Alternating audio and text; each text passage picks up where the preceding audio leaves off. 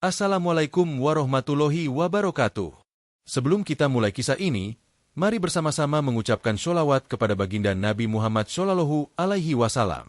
Allahumma sholli ala Sayyidina Muhammad, wa ala alihi Sayyidina Muhammad. Pernahkah kita menyaksikan seseorang yang seolah menutup rapat pintu taubat, lalu tiba-tiba tersungkur dalam tangis di ujung hidupnya? Bagaimana jika satu sujud terakhir mampu membalikkan nasibnya dari murka menjadi rahmat? Dan apakah mungkin seorang pendosa besar berakhir dengan wajah yang damai, justru saat nyawa meninggalkan raga? Kisah ini bukan sekadar dongeng. Ia nyata. Dan ia datang untuk menyentuh hati siapapun yang masih merasa Allah terlalu jauh. Dengarkan, karena mungkin di dalam cerita ini, terselip teguran yang sedang Allah kirimkan untuk kita. Namanya Raka. Pemuda 35 tahun.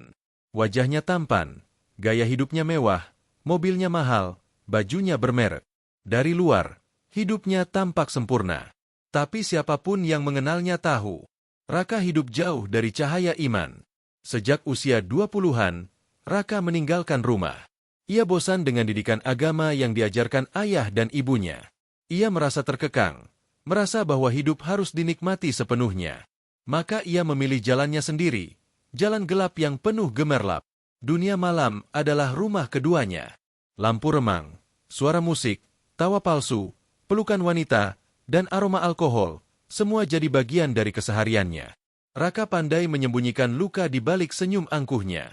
Tapi jauh di dalam hatinya, ada kehampaan yang makin hari makin dalam. Ia menolak untuk sholat. Ia tertawa saat ditanya tentang dosa. Bahkan pernah, dalam satu pesta, ia berkata dengan pongah, "Kalau memang Allah itu Maha Pengampun, biar saja aku maksiat dulu. Nanti juga tinggal taubat." Ucapan itu ringan di bibirnya, tapi berat di hadapan langit. Hingga malam itu datang. Malam yang hujan. Malam yang tak pernah ia bayangkan akan mengubah segalanya. Setelah berpesta semalaman, Raka keluar dari klub malam yang mewah. Tubuhnya sedikit limbung. Bau alkohol masih kuat dari napasnya. Ia masuk ke mobil sportnya yang mengilap di bawah hujan. Langit sedang murka. Petir menyambar dari kejauhan. Jalanan licin. Tapi Raka tetap melaju. Cepat, sombong, tak peduli. Sebuah tikungan. Genangan air. Ban tergelincir. Mobil itu oleng. Tubrukan. Dentuman. Gelap. Saat membuka matanya, Raka sudah tak bisa bergerak. Mobilnya terbalik. Hujan masuk dari jendela yang pecah. Tubuhnya terasa dingin. Darah mengalir dari keningnya. Dan untuk pertama kalinya, ia merasa sangat takut.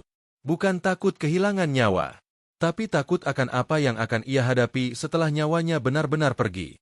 Tubuh Raka terjepit di antara dashboard dan pintu yang ringsek. Napasnya tersengal. Hujan tak berhenti membasahi wajahnya yang kini pucat. Dari kejauhan, suara malam sepi, hanya ditemani detak jantungnya yang makin lambat, dan rasa dingin yang perlahan menyelimuti tubuhnya. Tak ada yang datang. Tak ada yang tahu. Tak ada yang menolong. Di tengah kesunyian itu, pikirannya mulai memutar ulang masa lalu. Seolah waktu membuka lembar demi lembar dosa yang pernah ia tumpuk sendiri. Ia teringat ibunya. Seorang wanita tua yang dulu selalu membangunkannya untuk sholat subuh. Yang menangis dalam diam setiap kali Raka pulang larut malam dalam keadaan mabuk. Yang tak lelah menyebut namanya dalam doa. Bahkan ketika Raka sudah tak pernah pulang ke rumah. "Buang saja nama saya dari keluarga kalau masih berharap saya bakal berubah." Begitu kata Raka pada suatu malam. Saat itu, ibunya hanya diam. Tapi matanya menyimpan luka yang lebih dalam dari kata-kata. Lalu teringat juga masa kecilnya. Suara adzan dari masjid kecil di pojok gang. Suara ustadz yang dulu lembut mengajarkan huruf-huruf hijayah. Namun semua itu ia tinggalkan. Ia ganti dengan suara musik keras dan tawa hampa dari teman-teman pesta yang tak pernah peduli pada makna hidup. Raka menutup matanya. Air mata mengalir perlahan di sela hujan dan darah. Kalau saja waktu bisa diputar, pikirnya. Tapi ia tahu, ini bukan mimpi. Ini nyata. Dan kematian sudah sangat dekat. Di saat tubuhnya tak lagi bisa bergerak, hanya jari-jarinya yang masih terasa hidup. Pelan, ia angkat tangannya. Gemetar. Lalu jatuh kembali ke lantai mobil yang basah. Namun ia mencoba lagi. Kali ini, dengan sisa tenaga terakhir. Raka mengangkat tangan itu ke dada. Ia menarik napas yang sesak. Bibirnya bergetar. Lalu dengan suara yang nyaris tak terdengar, ia mulai berkata, "Astagfirullah, astagfirullah, astagfirullahal-adzim." Itu adalah istighfar pertamanya setelah sekian lama. Dan air matanya mulai jatuh deras. Tapi kali ini bukan karena sakit, melainkan karena penyesalan. Tak ada yang tahu kapan tepatnya Allah menyentuh hati seseorang. Tapi malam itu, di tengah ringkukan besi, darah, hujan, dan gelap, satu hati yang kotor mulai pecah, dan satu jiwa yang jauh mulai kembali pulang. Raka mulai menggigil, bukan hanya karena hujan atau luka di tubuhnya, tapi karena ketakutan yang datang dari dalam. Sebuah ketakutan yang tak pernah ia rasakan sebelumnya. Bukan takut mati, tapi takut apa yang menanti setelah kematian. Pikirannya tak berhenti mengulang satu pertanyaan. Apakah Allah masih mau mengampuni aku? Di tengah keterpurukan itu, Raka mencoba menggerakkan lehernya. Namun ia memaksa. Ia ingin bangkit. Ia ingin bersujud. Bukan karena ajaran yang dulu ia pelajari. Bukan karena paksaan siapapun. Tapi karena hatinya sendiri yang akhirnya sadar bahwa selama ini ia sombong. Dengan tenaga yang nyaris habis, Raka menyeret tubuhnya dari posisi duduk ke bawah. Perih, darah, dan rasa lemas menyatu. Tapi ia tetap berusaha. Pelan dahinya menyentuh lantai mobil yang basah. Ia bersujud. Bukan sujud yang sempurna. Tapi sujud itu jujur. Dari hati yang luluh lantak. Dari jiwa yang tak lagi punya tempat lari selain kepada Allah. Allah, ampuni aku. Allah, ampuni aku. Allah, hanya Engkau yang bisa terima aku kembali. Tangisnya pecah dalam sepi. Tak ada saksi. Tak ada kamera. Tak ada panggung. Hanya ia dan Rabb-nya. Hanya ia dan penyesalan yang dalam. Sujud itu berlangsung lama. Meski tubuhnya lemah, jiwanya justru menemukan kekuatan. Untuk pertama kalinya dalam puluhan tahun, Raka merasakan kedamaian yang tak bisa dibeli dengan apapun. Di tengah isakan yang samar, ia mengucapkan kalimat yang pernah dia lecehkan dulu. La ilaha illallah, Muhammadur Rasulullah. Kalimat itu lirih. Tapi di langit, ia menggema. Tak lama setelah itu, napasnya makin pendek. Wajahnya tetap dalam sujud. Dan detik berikutnya, tubuh itu diam. Tak bergerak. Raka telah pergi. Namun wajahnya tak lagi tegang. Tak lagi gelap. Justru ada ketenangan yang memancar. Seolah ia pergi dalam pelukan rahmat. Hujan belum juga reda. Malam kian larut. Jalanan itu tetap sepi. Nyaris tak ada kendaraan yang melintas. Namun Allah selalu punya cara untuk menggerakkan hati hambanya yang terpilih. Seorang pria tua, seorang musafir, berjalan kaki sambil memayungi dirinya dengan jaket lusuh. Ia baru pulang dari menjaga ibunya yang sakit di kampung seberang. Jalur yang ia pilih malam itu bukanlah jalur biasa. Namun entah mengapa, hatinya terpanggil melewati tikungan yang sunyi itu.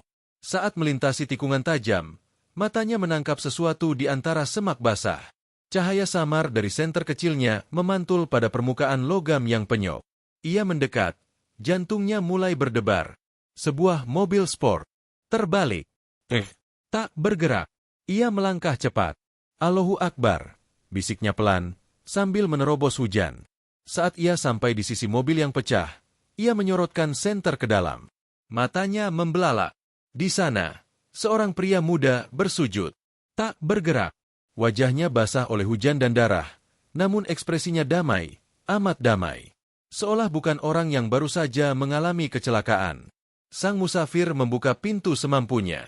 Tubuh Raka sudah dingin. Tapi wajahnya seperti sedang tidur dengan tenang.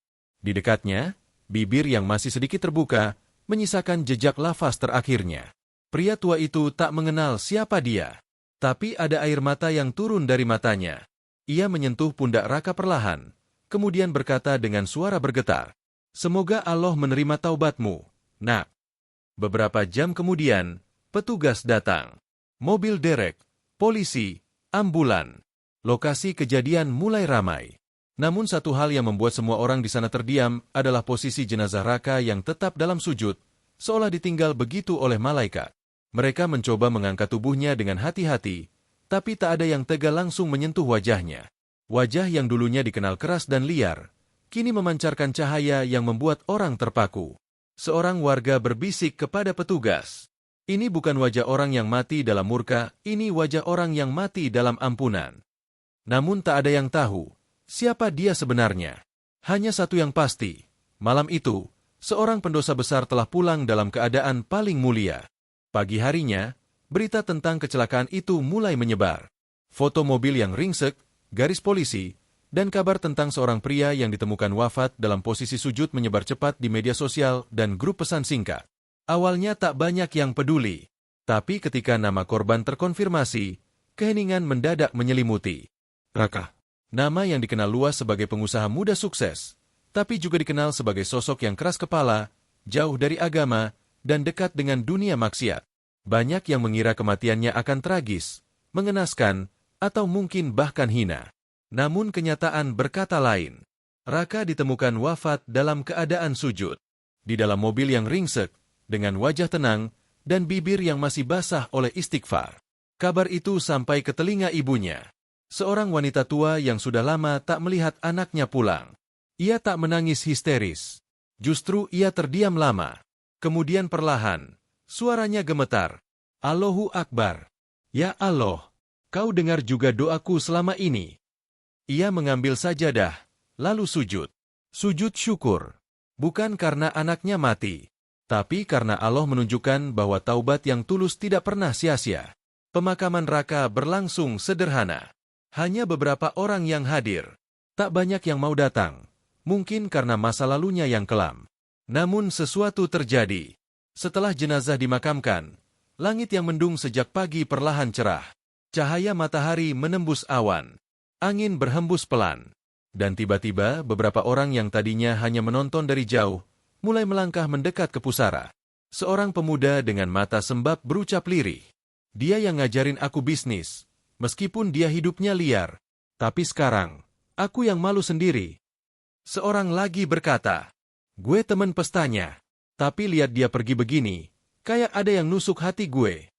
Hari itu, kuburan seorang pendosa malah menjadi tempat hidayah turun bagi yang masih hidup. Hari-hari berlalu sejak pemakaman Raka, tapi kisah tentang wafatnya dalam sujud terus menjadi perbincangan. Di warung kopi, di masjid, di pertemuan keluarga. Nama yang dulu dikenal karena maksiat, kini dikenang karena sujud terakhirnya yang mengguncang hati banyak orang. Beberapa waktu setelah pemakamannya, seorang sahabat lama Raka datang menemui ibu almarhum. Ia membawa sesuatu, sebuah kotak kecil kayu tua yang tampak terawat. Katanya, sebelum Raka meninggal, dia sempat titip ini ke gue. Waktu itu dia nggak bilang apa-apa. Cuma bilang, kalau suatu hari dia kenapa-kenapa, tolong kasih ini ke ibunya. Wanita tua itu membukanya perlahan. Di dalamnya ada dua benda. Yang pertama, sebuah foto lama. Foto Raka kecil sedang belajar membaca Iqra bersama ayahnya. Wajahnya bersinar, polos, dan bahagia. Di balik foto itu, ada tulisan tangan. M.A. Apakah aku masih bisa kembali jadi anak kecil di pangkuan doa mama? Wanita itu menggigit bibirnya, menahan tangis yang datang begitu deras. Yang kedua, sebuah surat kecil, tertulis rapi, dengan tinta yang sedikit luntur karena tetesan air. Maafkan aku, M.A. Aku tahu aku sudah keterlaluan. Tapi akhir-akhir ini, entah kenapa hati ini gelisah terus. Rasanya aku capek. Capek hidup di luar kehendak Allah. Aku belum tahu cara berubah, M.A. Tapi aku pengen. Aku pengen banget sujud lagi. Doain aku, ya M.A. Jangan lelah doain aku. Karena mungkin itu satu-satunya yang bikin Allah masih sabar sama aku sampai hari ini. Surat itu ditulis seminggu sebelum Raka meninggal. Berita tentang ini sampai ke beberapa ustadz dan tokoh agama.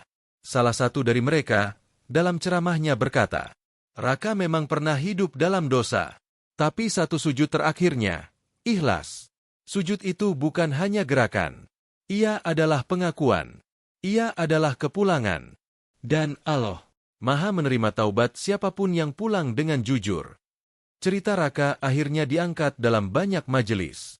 Bukan untuk mengagungkan dirinya, tapi sebagai peringatan dan harapan.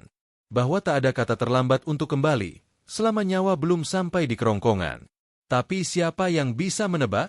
Kadang, Allah mencabut nyawa seseorang di detik yang paling mulia dalam hidupnya. Kisah Raka tidak berhenti di pemakamannya. Meski tubuhnya telah kembali ke tanah, pesan yang ia tinggalkan terus hidup di hati banyak orang. Berita tentang sujud terakhirnya membuat banyak jiwa yang selama ini terjebak dalam kegelapan mulai mencari cahaya. Mereka yang dulunya jauh dari agama, kini mulai ragu untuk melanjutkan jalan mereka yang penuh maksiat. Di suatu masjid, seorang pemuda yang sering terlihat menghabiskan malam-malamnya di klub malam, berdiri di hadapan seorang ustadz.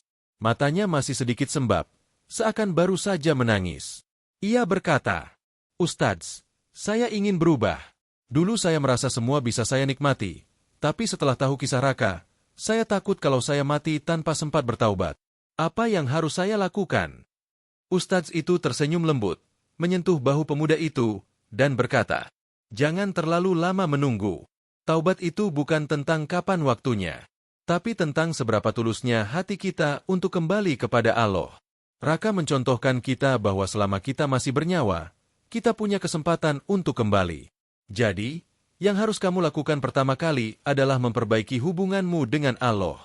Lakukan sholat, banyakkan istighfar, dan jangan biarkan dirimu jauh lagi darinya.